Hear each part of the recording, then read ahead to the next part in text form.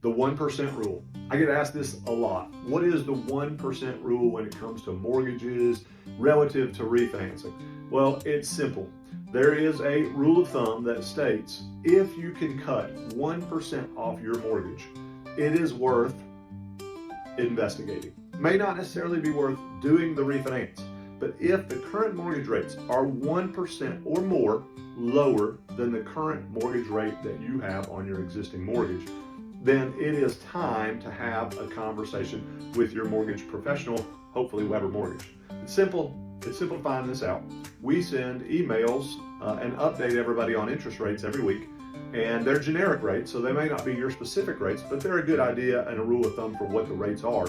If you'll look at your last mortgage statement, if you did your loan 4 years ago, you may not remember your exact rate. In fact, you might think you do, but you might have it wrong. So take a look at your mortgage statement, look on there and find your current interest rate.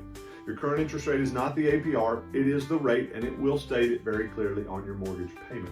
If your mortgage statement shows you are at an interest rate of 7% or higher, then we are now in the sixes, probably somewhere depending on your situation. Some are even in the upper fives, and that means it's going to be the rule of thumb of a 1% or more savings means you should have a conversation with somebody about refinancing.